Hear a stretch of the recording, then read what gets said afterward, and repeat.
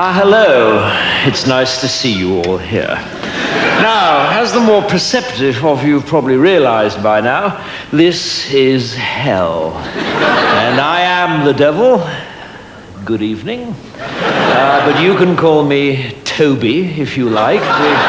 We try to keep things informal here, as well as infernal. That's just a little joke of mine. I tell it every time. Now, you're all here for eternity. Ooh, which I hardly need tell you is a heck of a long time. So you'll all get to know each other pretty well by the end. But for now, I'm going to have to split you up into groups. Will you stop screaming? Thank you. Now, murderers. Murderers, over here, please. Thank you. Looters and pillagers over here. Thieves, if you could join them. And lawyers. You're in that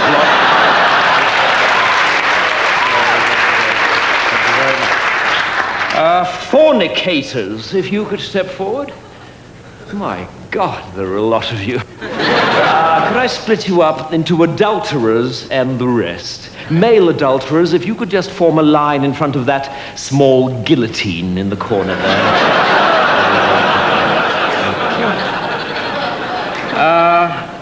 The French, are you here?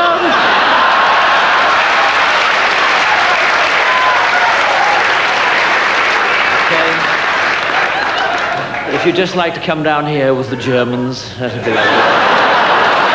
I'm sure you'll have plenty to talk about. Okay, atheists. Atheists, over here, please. You must be feeling a right bunch of nitwits. Never mind.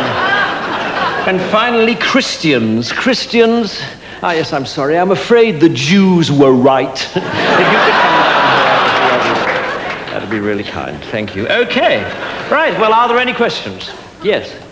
No, I'm afraid we don't have any toilets. If you'd read your Bible, you might have seen that it was damnation without relief. So if you didn't go before you came, then I'm afraid you're not going to enjoy yourself very much.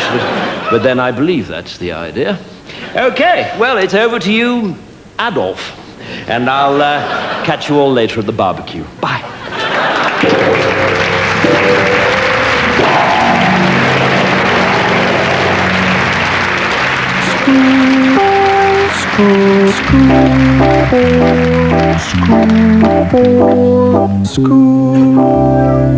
Well, now, Mr. Perkins, it was good of you to come in. I realize that you're a busy man, but I didn't think this matter could be discussed over the electric telephone. No, absolutely, Headmaster. I mean, if Tommy's in some sort of trouble, then I'd like to nip it in the bud. Well, quite frankly, Tommy is in trouble. Recently, his behavior has left a great deal to be desired. Dear. He seems to take no interest in school life whatsoever. He refuses to muck in on the sports field. And it's weeks since any master has received any written work from him. Oh, dear me. Quite frankly, Mr. Perkins, if he wasn't dead, I'd have him expelled.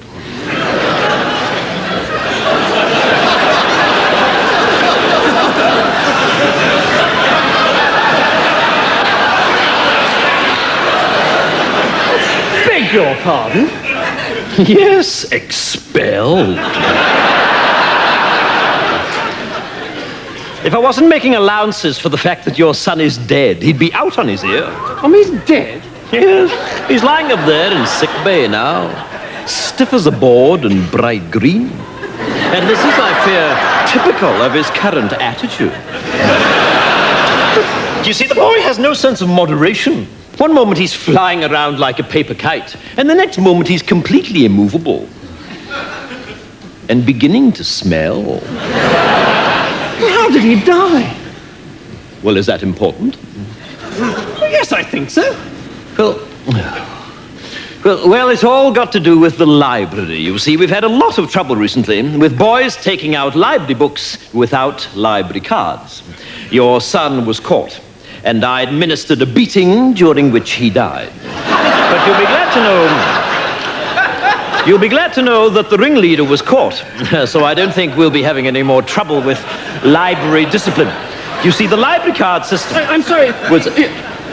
You beat my son to death. Yes, so it would seem. Please, I'm not used to being interrupted. You see, the library card system was introduced... Well, exactly what happened? Well, apparently boys were just slipping in the library and taking the books. No, during the beating. Oh, that? Well, one moment he was bending over, the next moment he was lying down. I mean, deadish. Mr. Perkins, I find this morbid fascination of yours with your son's death quite disturbing. What I'm talking about is his attitude. And quite frankly, I can see where he gets it from. Well, it wasn't me that beat him to death. Well, that was perfectly obvious to me from the first day he arrived here. I wondered then, as I wonder now, if he might not have turned out to be a very different boy indeed if you had administered a few fatal beatings early on. Are you mad? I'm furious. In order to accommodate the funeral, I've had to cancel afternoon school on Wednesday. This is preposterous. Yes, it is. Or at least it would be if it were true.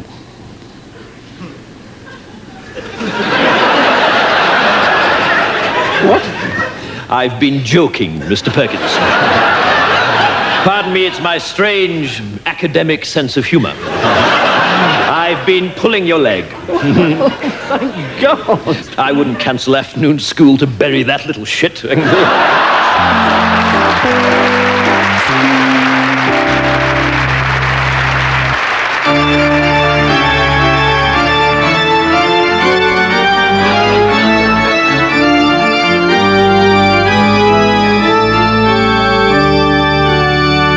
And on the third day, there was a marriage in Cana of Galilee. And it came to pass that all the wine was drunk. And the mother of Jesus said unto the Lord, They have no more wine. And Jesus said unto the servants, Fill 6 water pots with water. And they did so. And when the steward of the feast did taste of the water from the pots, it had become wine. And they knew not whence it had come. But the servants did know, and they applauded loudly in the kitchen.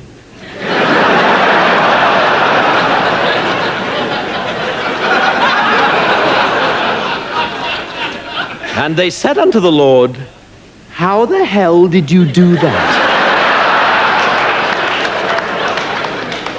And inquired of him, Do you do children's parties? And the Lord said, No. But the servants did press him, saying, Go on, give us another one. And so he brought forth a carrot, and said, Behold this, for it is a carrot. And all about him knew that it was so, for it was orange, with a green top. And he did place a large red cloth over the carrot, and then removed it. And lo, he held in his hand a white rabbit. And all were amazed and said, This guy is really good. He should turn professional. And they brought him on a stretcher, a man who was sick of the palsy. And they cried unto him, Maestro, this man is sick of the palsy. And the Lord said, If I had to spend my whole life on a stretcher, I'd be pretty sick of the palsy too. And they were filled with joy and cried out, Lord, thy one-liners are as good as thy tricks. Thou art indeed an all-round family entertainer. And there came unto him a woman called Mary, who had seen the Lord and believed. And Jesus said unto her, Put on a tutu and lie down in this box. And then took he forth a saw and cleft her in twain. And And there was much wailing and gnashing of teeth. But Jesus said, "O ye of little faith." And he threw open the box, and lo, Mary was whole. And the crowd went absolutely bananas. And Jesus and Mary took a big bow. And he said unto her, "From now on you shall be known as Sharon. For that is a good name for an assistant." And the people said, "We've never seen anything like this. This is great. You must be the Son of God." But the Lord said, "No, I am he who comes before." And they were sore amazed and said, "Then, Master, how shall we know the true Lord?" And Jesus said, "By his name shall ye know him. And he shall have a very religious name. And he shall be called Paul. And Daniel shall he be called." "Paul Daniels," they cried. And the Lord said, "Yes, something like that." Here ends the lesson.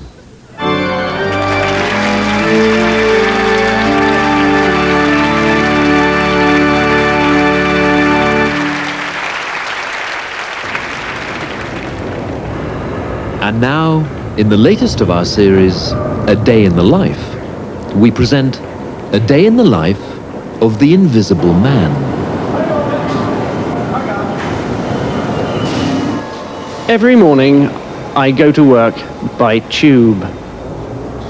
Very soon, however, I get bored and decide to start annoying other passengers. I usually select the most respectable person I can find and blow gently into his left ear.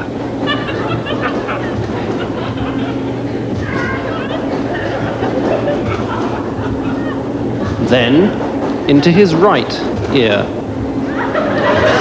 Then perhaps down the back of his neck. It's about this time that the man thinks I am a draft. But not for long, because I soon stick 2 fingers up his nose. Higher and higher, removing them just before he sneezes.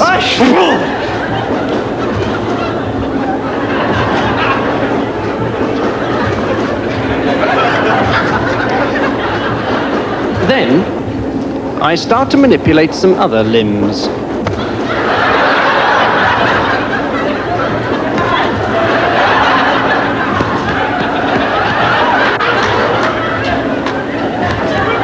Now I leave him alone. For about 10 seconds.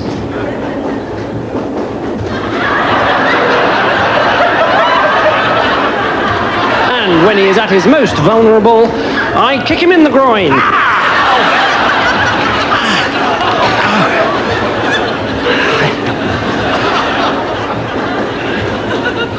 And steal his seat.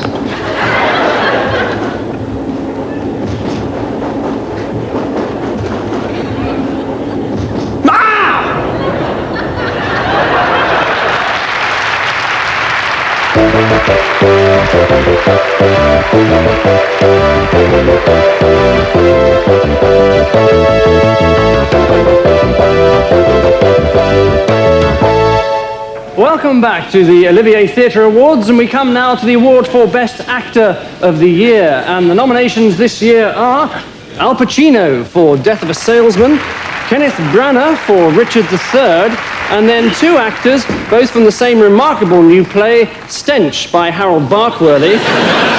And the nominees are John Daniels in the role of Mr. Trotter and David Forbert in the role of Mr. Gannett. Now, these are 4 fine actors, and I'm sure they'd all agree that the point is not to win, but to play the game. And the winner is John Daniels. No, shit. Unfortunately, John is unable to be with us tonight, and so I'd like to ask his co-star David Forbert to accept the award on his behalf. David.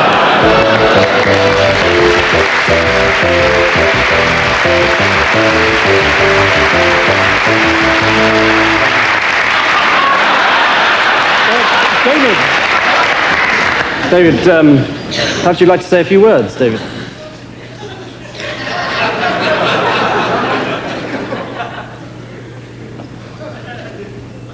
Thank you, Vanessa. Ladies and gentlemen, what a delight it is to accept this award on behalf of my close personal acquaintance, John Daniels. John cannot unfortunately accept it himself because he is in Hollywood, starring in his first major film role with Meryl Streep. I am, however, not in Hollywood, not having been offered even a minor role in an 8mm pornographic movie. But what a delightful object it is that John has won. Although, you know, I'm sure I will very soon receive one myself when I next buy 10 gallons of petrol at a Texaco filling station. So what is it that Johnny has got that makes him stand apart from other actors of his generation? Well, I think we all know the answer to that one. Syphilis. And what a great and heartwarming thing it is that he has already started passing it on to a whole new generation of younger actors. Of course, to win an acting award is always a great honor, but to receive one here in the heart of London's famous West End on an occasion such as this hugely diminishes that honor. What could be more dull than these sordid, backslapping sessions where has-beens in tuxedos hand over to even older has-beens in tuxedos awards for plays that closed the week before they opened because the audiences were clamoring instead for tickets to Andrew Lloyd Webber's latest rearrangement of Evita to suit the vocal range of Kylie Minogue. I therefore cannot say what a delight it is that John has won this award instead of me. And I should like to announce my retirement from the acting profession in order to begin a lifetime of work amongst the mentally handicapped. In which capacity I look forward to meeting all the members of the judging panel very soon.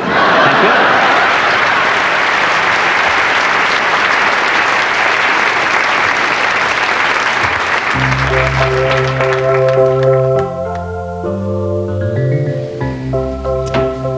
Good evening and welcome to the Boston University Huntington Theatre for this, the second part of our course in elementary courting for men. May I say how pleased I am with tonight's turnout? Some 800 people, which is very gratifying. Tonight we look at the first date. Obviously, taking out a girl for the first time is a very complex issue. The first crucial step is having arranged to pick up your date, not to look like a complete idiot when she opens the door.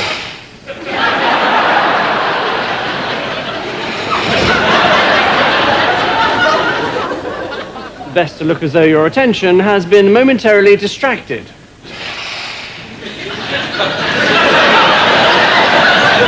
But when you do notice her, it is vital to say how pretty she is looking straight away.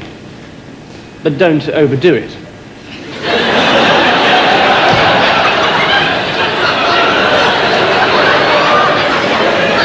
If at this point you are introduced to her parents, attitude is all important. You can be too casual. You can be too keen.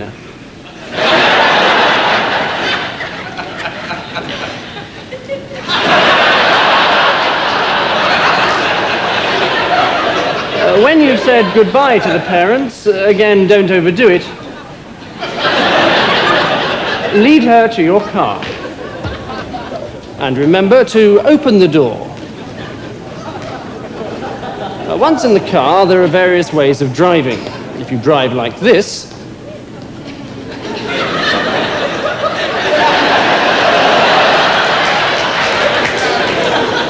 you might lose her respect. If you drive like this,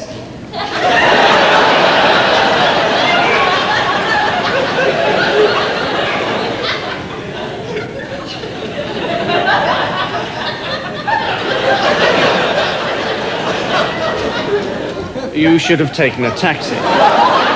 Before long, you'll arrive at the restaurant. Get out of the car.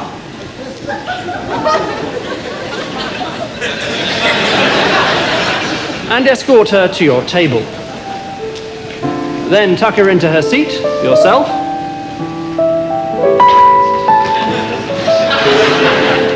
And attract the waiter's attention.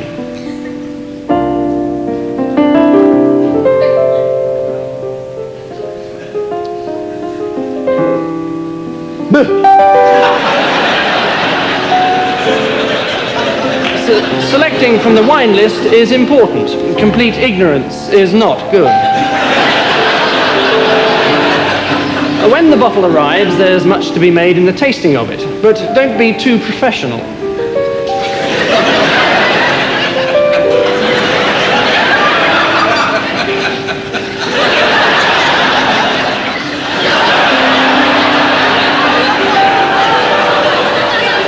With eating, again, moderation is the order of the day. Don't eat too fast.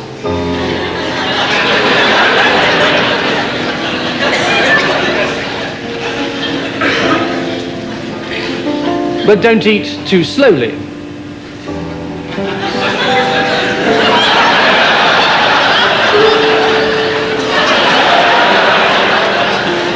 Next is receiving the bill. This is a very important moment. You must be sure not to lose your cool. This is right.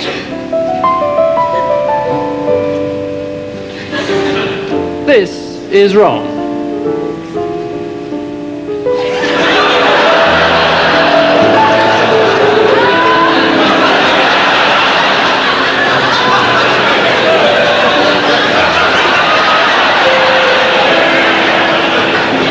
The girl may, of course, offer to pay herself, in which case you should refuse.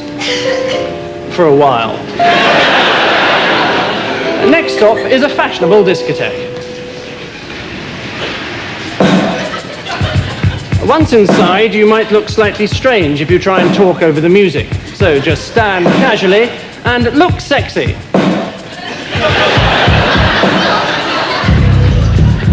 This is good.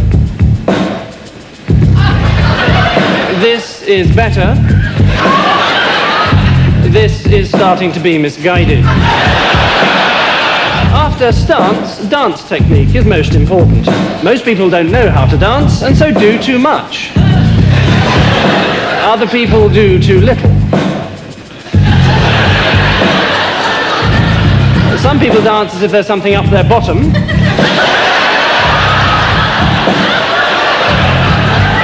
And other people dance as if there's something coming out of their bottom. When all's said and done, it's best probably not to dance at all. The well-mimed sporting injury is always useful, and a good excuse for leaving the discotheque. If you don't utterly foul it up, 20 minutes later, you should be back at your place. It's important to relax and make your guest feel at home. She will probably feel as nervous as you do, and there's no need to make any extra special effort.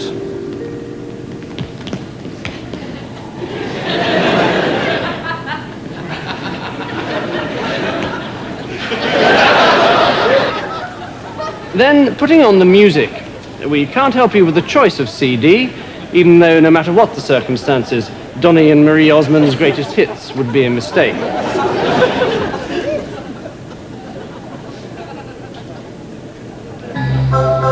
At all costs, avoid the temptation to brag about your stereo.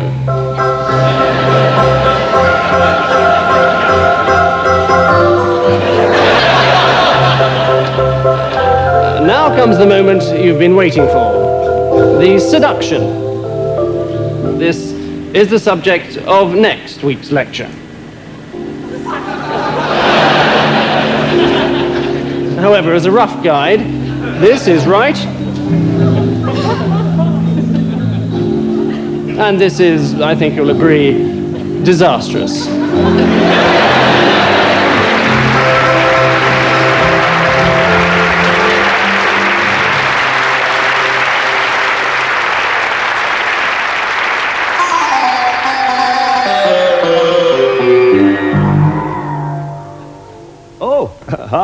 Good evening, gentlemen. No, that's no problem. Come in, please. Although perhaps if we could just keep that delightful singing down a little bit. Oh, dear. Obviously plenty of refreshment at the football game. No, come in, do. Oh, no, that table is reserved. It is also a table for 2 people. Perhaps this table might be more suitable for 9. If you'd like to step this way, gentlemen, please. Oh, dear. Here, let me help you up, sir. No, it is a tricky bit of floor that deceptively flat and unimpeded. If you'd like to take a seat, yes, or perhaps on the chair. And there we are. Right. Now, what would anybody... Quiet, quiet, gentlemen, please, quiet. What would anybody like to drink? 9 pints of lager. Well, 18 pints of lager. 18 pints of lager. He doesn't keep it up. Now, if you'd just like to take a menu, they'll just pass those round there, and one for you, sir. Oh, dear. There we go. Straight onto the floor. Here, let me pick it up for you. And again, I tell you what, try and grip it, sir. Either side, between the thumb and the 4 fingers. If you grip, it won't always fall on the floor. Tell you what, why don't we just put it on the table? Here, let me rest it against your friend's head. There we are. There, that should be fine. Right, now what would anybody like to eat? It is a lamb dish, sir. Yes, a marinated lamb in coconut with a cream sauce. Very nice. No, not hot. It is a, how can I put it? It is a medium spiced dish. Yes. Oh, in that case, you want the Bombay duck. No, duck. Duck, with the duck. Oh, I see. Oh, it was your little joke. Very funny. Well done, everybody on that one. That was very good. No, it is the sheik kebab that is like 2 little turds. The shami kebab is a sort of a mince and onion risol. A bit like cow dung, sir, yes, but in smaller portions. Right. Raji, thank you. If you'd like to put the drinks down. Well, can we move your friend here? Well, perhaps if we just roll him. That's a good idea. Perhaps if we just roll him out of his cutlery and into the mango chutney. Don't worry, he'll be fine there. Thank you, Raji. Now, would anybody like any raita? That's a kind of a yogurt dip, sort of onion cucumber. Yes, look, I think we'd better wake up your friend here. Well, no, he is not just having a little nap. He's having a little nap face down in a pitcher of beer. He is going to drown. Well, but, oh, dear. No, don't worry, sir. Much better out than in. Don't you worry about it. Don't you worry about a thing. Just leaves all the more room for your chicken curry. Thank you very much. Indeed. Do you know what your friend here might like to eat? Hello? What would you like to eat? A hot dog. Okay, I'll see what I can do. So let me just go back on this, please. We want a cucumber raita, an onion raita, a paperback raita. But I'm presuming that's a joke. 4 meat curry, 1 Bombay duck, 4 rice, 4 shami kebab, and a hot dog. And anything else for starters? Just some poppadoms and salad and yogurt and shit.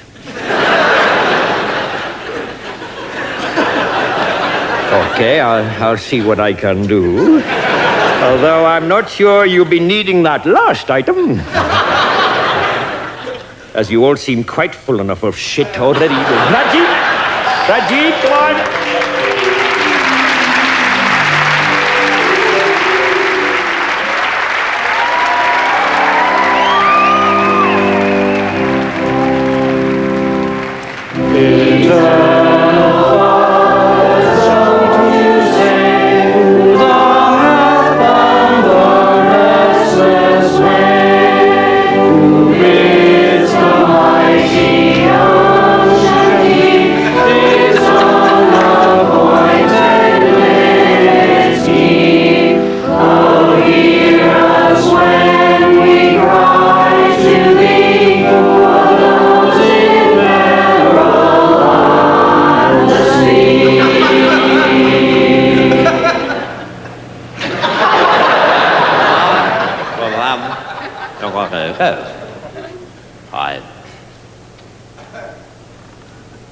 Du får gå där.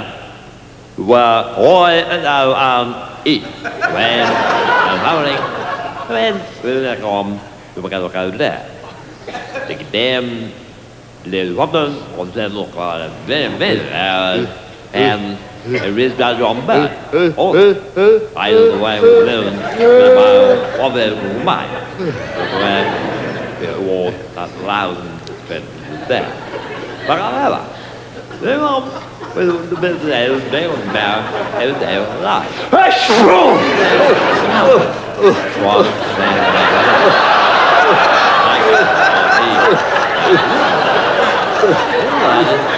With the band back, they're going on harbor, or war, and life, and where I felt next to what we have there. Yeah.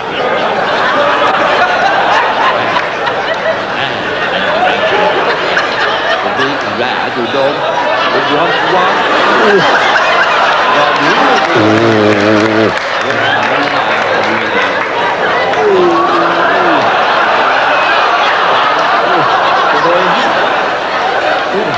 Well, then it is. I was it. You say that. Even then,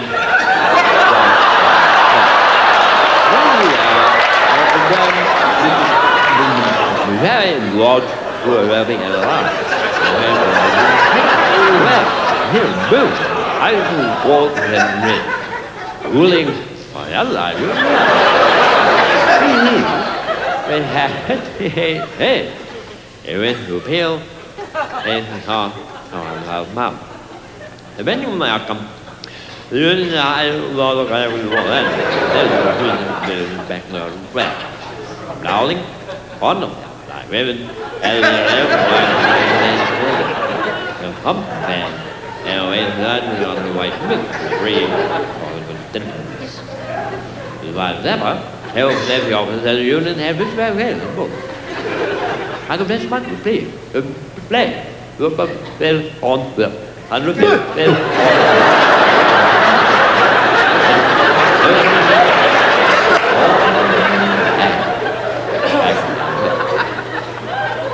That is the crowd. There they are born. Or play the girl with my club and written man that is when I come and wear a him. The ball is water to my class.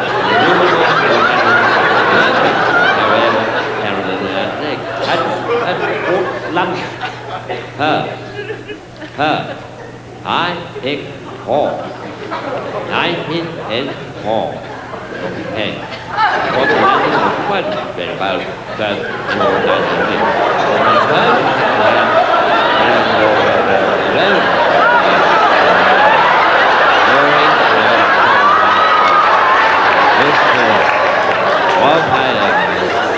next question, let's help do it. The horse is then up. He doesn't matter. Maria, little longer, we whistle in the sky. After the mobile US record both things, bringing man, but the love of the road and the quality of the new seven, but by a different side of the on the west, in it, west England, the west from the day, over the left. I don't like how they're right. Well, then, you're into one there, Jack. And one, and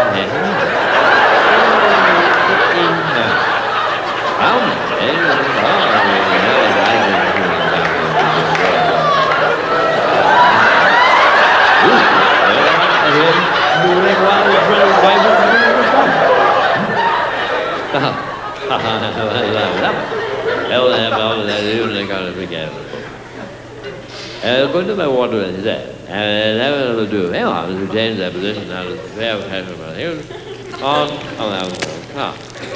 And then we will have it back.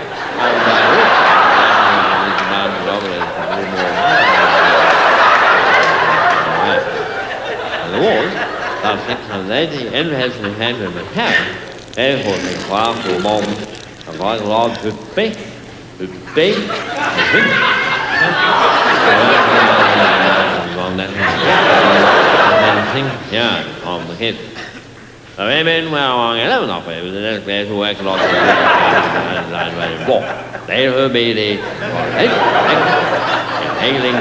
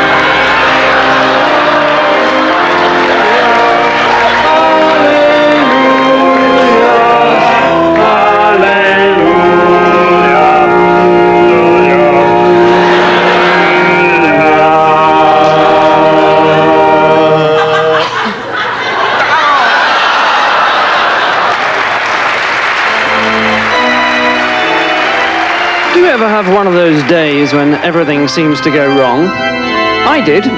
Unfortunately, it was my wedding day, and 3 men in particular were to blame. It all started with the priest. I now pronounce you man and wife. Well done. You may now kiss the bride. Nice one. All right, please be seated, everybody. I'd just like to say a few words before communion. You know, a lot of prospective brides ask me these days, Father, what is the church's attitude to fellatio?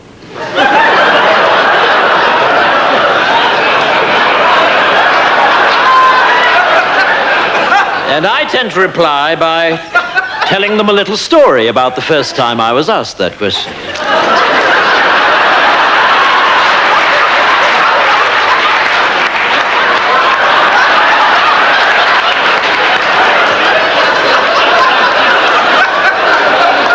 It was a couple of years ago now, and a young, attractive bride-to-be came up to me after a service and asked me just that question. Father, what is the church's attitude to fellatio? And I replied, well, you know, Joanne, I'd like to tell you, but unfortunately, I don't know what fellatio is. And so she showed me.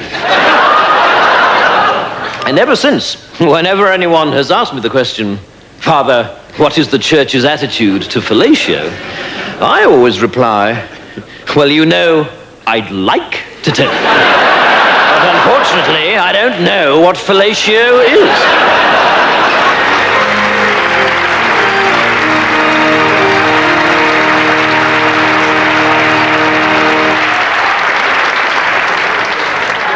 Next came my trusted best man. Right. Ladies and gentlemen, and fellow survivors of that stunning stag party, how did those 2 girls get under the table, and what the hell were they up to with that toothpaste?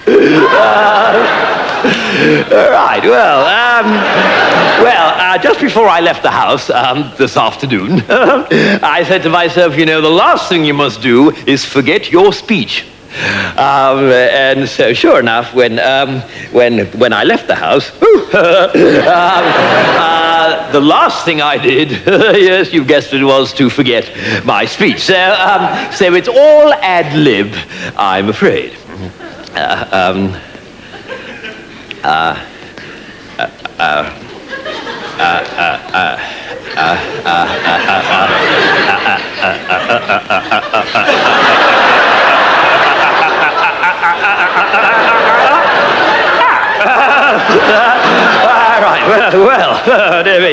Well, now, where should I begin? I'd like to begin Now, right, well, I've known the groom ever since we first went to school together at the age of 8. And you know, he hasn't changed a bit. Well, that's not quite true, of course. He didn't have his beard then. And I tell you this, he wouldn't have been able to do whatever he was doing last night with those two extraordinary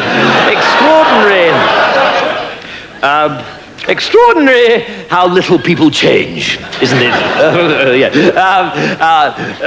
Although I know I've changed a great deal, because I used to be an absolute arse.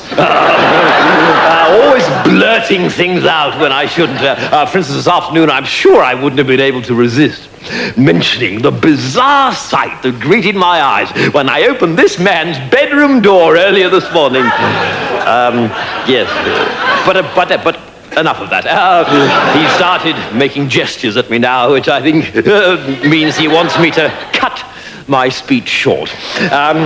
So suffice to say that I think he'll make a ripping husband, and I think his wife's ripping too, and I can only hope that the dress will hold out. So I'd like to propose a toast to go with the pate.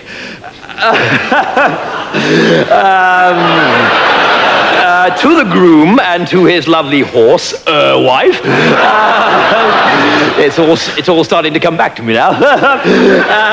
And I just know that their marriage will be as happy and satisfied as I was when I paid off those two prostitutes earlier this morning.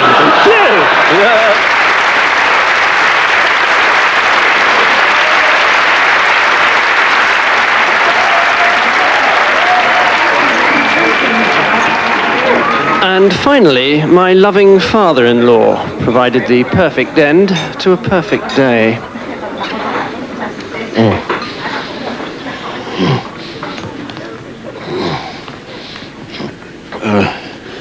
Ladies and gentlemen and friends of my daughter. There comes a time in every wedding reception when the man who paid for the damn thing is allowed to speak a word or two of his own. And I should like to take this opportunity, sloshed as I may be, to say a word or two about Martin. As far as I'm concerned, my daughter could not have chosen a more delightful, charming, witty, responsible, wealthy, let's not deny it, well-placed, good-looking, and fertile young man than Martin as her husband. And I therefore ask the question, why the hell did she marry Gerald instead? Because Gerald is the sort of man we used to describe at school as a complete prick. If I may use a gardening simile here, if his entire family may be likened to a compost heap, and I think they can, then Gerald is the biggest weed growing out of it. I think he's the sort of man people emigrate to avoid. I remember the first time I met Gerald, I said to my wife, she's the lovely woman propping up that horrendous old lush of a mother of his, either this man is suffering from serious brain damage, or the new vacuum cleaners arrive. As for his family, they are quite simply the most intolerable herd of steaming social animals I've ever had the misfortune of turning my nose up to. I spurn you as I would spurn a rabid dog. I would like to propose a toast to the caterers.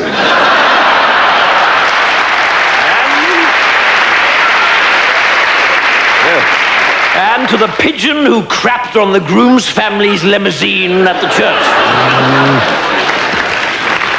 As for the rest of you around this table, not directly related to me, you can sod off. I wouldn't trust any of you to sit the right way on a toilet seat.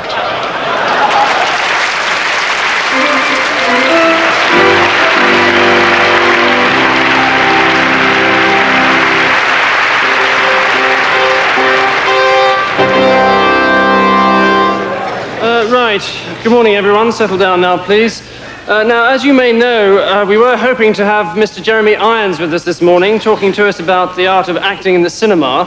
Unfortunately, Mr. Irons has had to cancel due to an unforeseen awards ceremony. But I have been able to procure the services of a local actor, Mr. Bernard Hupper, who was luckily not busy. So it's my pleasure now to read for Mr. Hupper as he illustrates his own lecture on Shakespearean acting entitled The Actor's Art.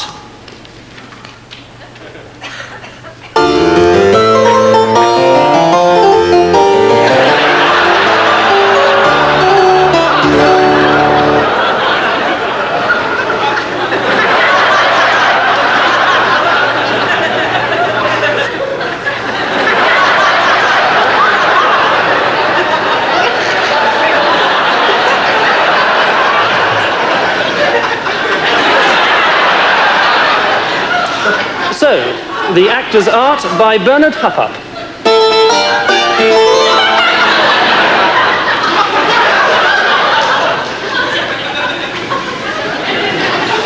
At the centre of the Elizabethan world sits the king. Upon the character of the king depends the plot, and so there are many different kinds of king. The benign king, with a physical defect. The mad king. The evil king. The evil king hatching a plot. The mad king hatching an egg.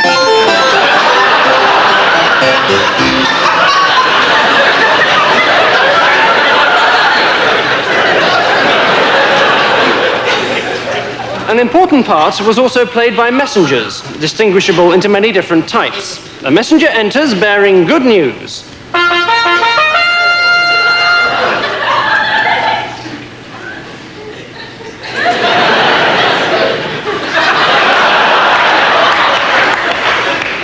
A messenger enters bearing bad news.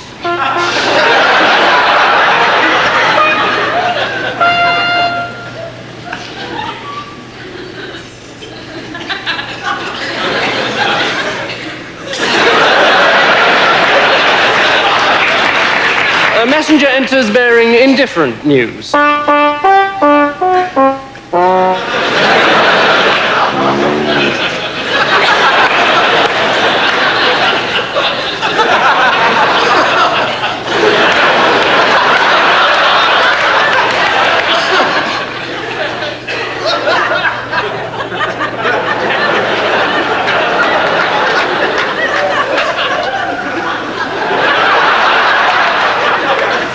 A messenger enters bearing bad news, which he thinks is good news.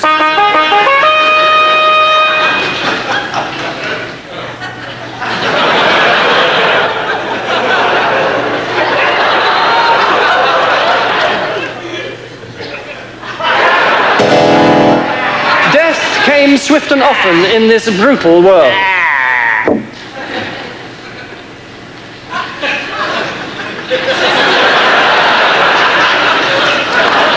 Death could come at the hands of a total stranger.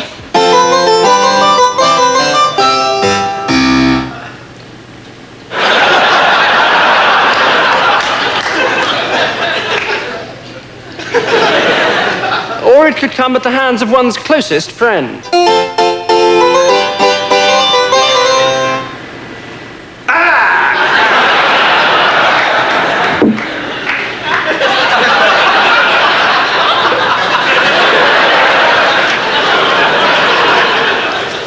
Poison was particularly popular, applied to the frothing cup of ale of the unsuspecting victim.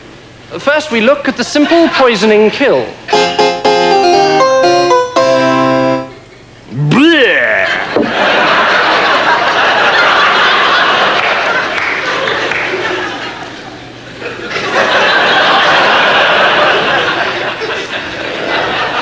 And then the villain attempting to use poison.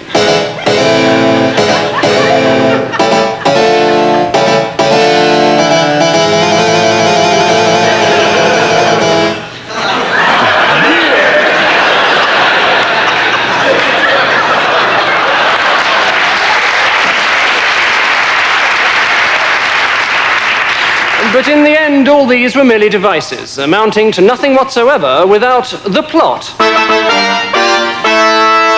At the center of the plot stands the hero, who is king.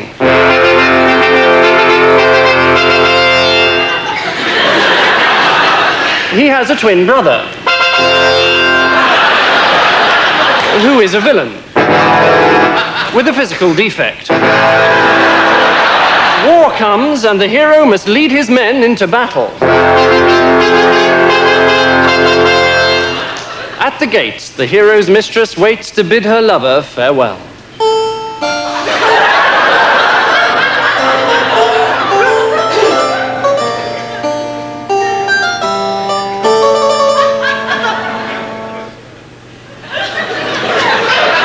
And the villain's mistress bids her lover farewell also.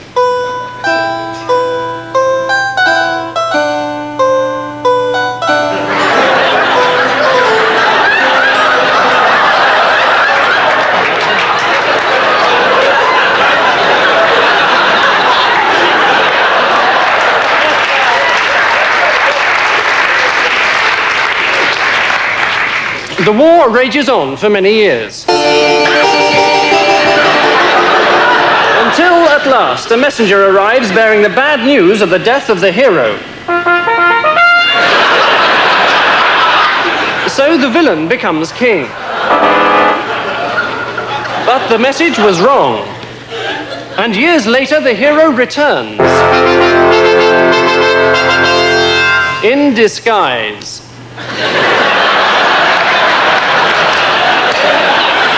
Revealing his identity to the audience by means of a surreptitious wink.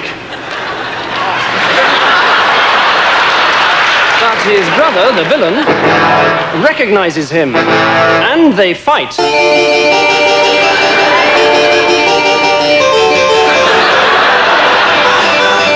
Finally, the villain is mortally wounded.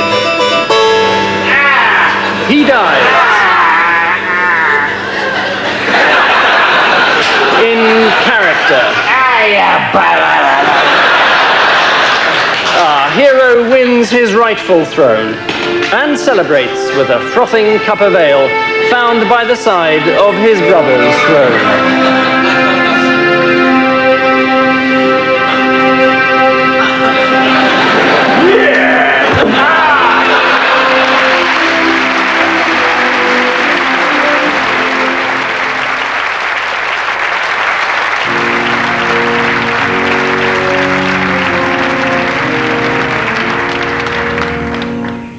Ashes to ashes, amen. We are gathered here today on this beautiful autumn morning to pay our last respects to Thomas Fairclough, Richard Mason, and Harold Walker. Tom, Dick, and Harry, as they were known to all of us. 3 stout fellows of our community who will be sorely missed. Tom, sadly, was blind, an affliction he bore with great fortitude, especially considering he was also deaf. His only power was that of speech and song, and we all recall his enormous voice joining lustily in our hymn singing. Of course, being blind and deaf, Tom never actually knew what hymn we were singing, which seemed appropriate, because we never knew what hymn he was singing either. In fact, if we had to be frank with each other, Tom didn't actually know any hymns. Thus it is with deep gratitude we recall the day when Colonel Grant, using only a sense of touch through the medium of a clenched fist, actually broke through to Tom and got him to shut up. Needing guidance through the darkness of life, Tom was lucky to have a friend like Dick. Dick had perfect eyesight and would gladly lead Tom wherever he wanted to go. Unfortunately, since Dick was also deaf, he couldn't actually hear where Tom wanted to go. Yet, like Tom, Dick never complained about his afflictions, did he? Well, he couldn't. He was dumb. But blessed with the gift of vision, though stone deaf, he was a tremendous fan of Olivia Newton-John.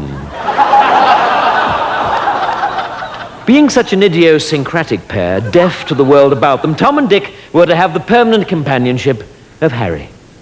Harry could literally hear a pin drop. Although, being blind and dumb, he could not see to pick it up, or warn anyone else not to stand on it. And so, as individuals, they were sadly afflicted. But together, they were in possession of all of God's senses, weren't they? And it is together that we remember them. Together at their job, checking eggs at the battery farm. Dick would look for the cracks, Tom would complain to the foreman, and Harry would do the listening to Radio 1. Likewise, in the evening, when they had returned from work, they would all sit on the big red couch. Dick watching the television, Harry listening to the television, and Tom insisting that it was time to buy a television. Sadly, as we all know, 3 days ago, their peaceful lives were ended. Dick saw the combine harvester. Harry heard the combine harvester, but neither could cry out. Tom, who could have cried out, never had the faintest idea what hit him. And so they were all harvested together, blended into oneness at last, and now we trust are in heaven, as happy as any in that immortal host. For Dick will see the angels' choir, Harry will hear the angels' choir, and no doubt Tom will ruin it for everybody.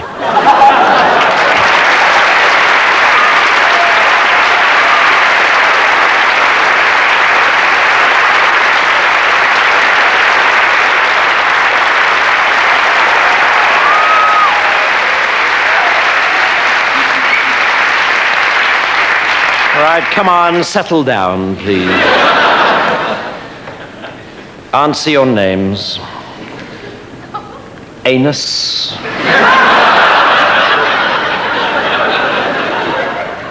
Arse bandit.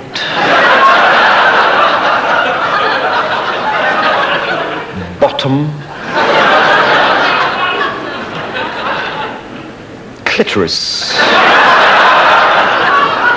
Where are you, clitoris?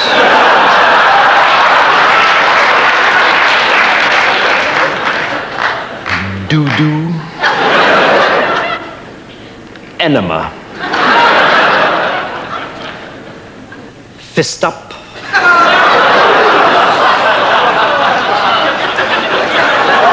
Come on, grow up, please.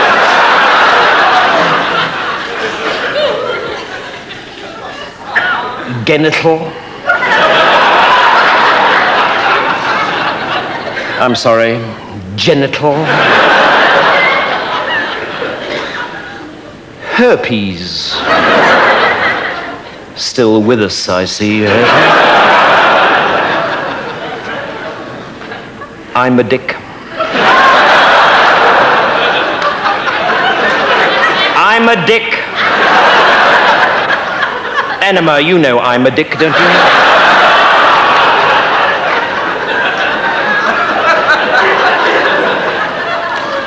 Ejaculation. My prick. Has anybody seen my prick? Come on, somebody must have seen my prick. Very well, remind me to beat my prick when he does that. nice and quick. On top. Pube. Ah, my prick. So good of you to turn up. Yes, well, now that you are here, my prick, perhaps you'd like to find a seat. Bottom squeeze my prick in somewhere, though.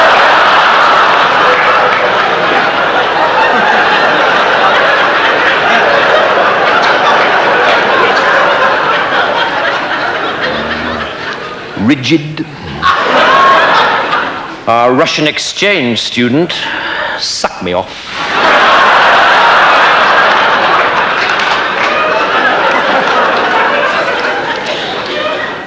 Tight fit.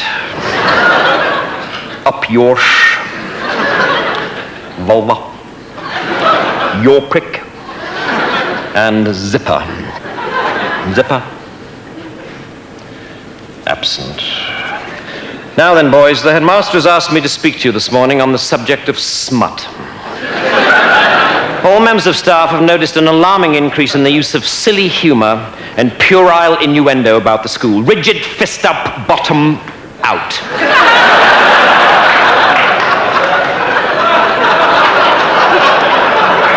There have been some disgusting doodlings on the walls of the lavatory. Sit up straight on top.